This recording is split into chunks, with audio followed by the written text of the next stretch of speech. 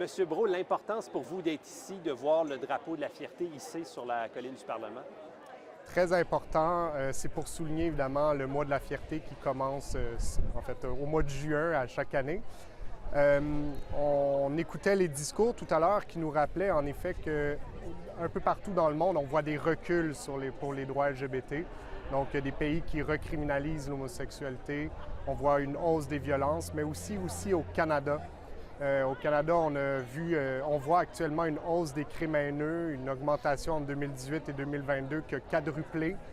On voit aussi dans l'opinion publique une baisse de l'appui pour les couples de même sexe, l'adoption et tout ça. Donc, il y a une tendance lourde qui se met en place au Canada qui est quand même fort inquiétante.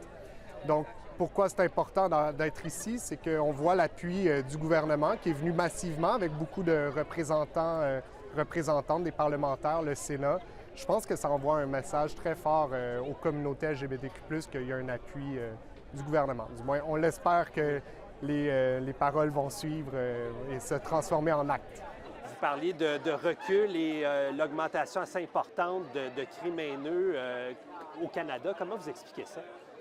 C'est sûr que les réseaux sociaux jouent pour beaucoup. On voit depuis la pandémie, en fait, que la parole est comme devenue décomplexée. La haine est présente et circule sur les réseaux sociaux. Il y a matière à s'en préoccuper sans nécessairement restreindre la liberté d'expression. Je pense que c'est très important. Mais on voit quand même qu'une parole qui est décomplexée.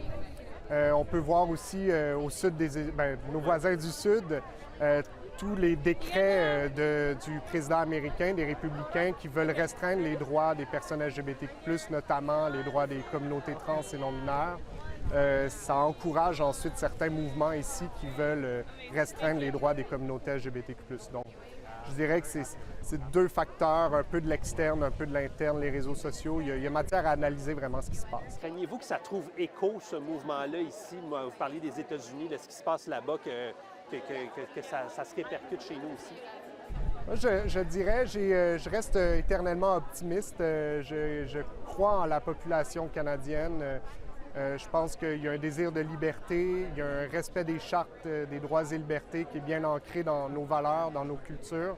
Donc, je pense qu'il y aura quand même une forme de résistance. Par contre, il ne faut pas se fier seulement sur les chartes. Il faut continuer la sensibilisation, la formation. D'ailleurs, à la Fondation Émergence, c'est ce qu'on fait, de la formation, des campagnes de sensibilisation aussi, pour rejoindre monsieur, madame, tout le monde, le grand public, leur expliquer nos réalités.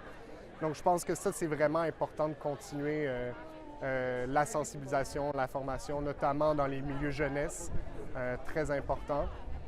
Et il faut continuer à ce que les partis politiques, les gouvernements disent clairement que l'homophobie, la transphobie, c'est non au Canada. Ça peut se traduire comment en 2025, cette homophobie, cette transphobie pour un membre de la communauté? Qu'est-ce que les gens peuvent vivre? C'est sûr que on n'est pas non plus un pays où l'homosexualité, par exemple, est criminalisée. Au Canada, ça fait quand même depuis 1969 que l'homosexualité est décriminalisée. Il y a eu une évolution au niveau des droits qui est très importante, puis on peut en être très fier.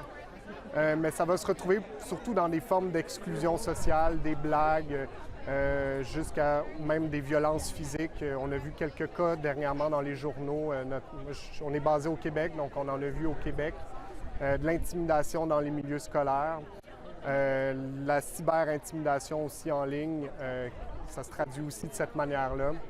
Donc, je dirais que l'homophobie, la transphobie est peut-être moins visible et manifeste, mais elle est plus sournoise parce qu'on a plus de protection.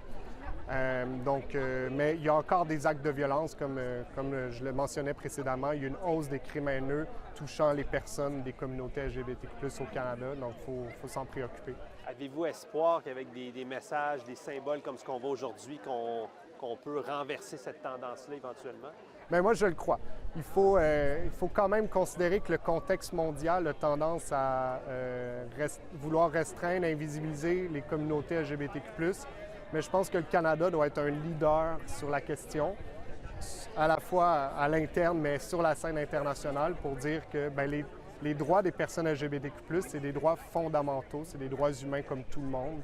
Puis il faut le réaffirmer et en prendre soin. M. Brault, merci beaucoup pour votre temps. Bien, merci à vous.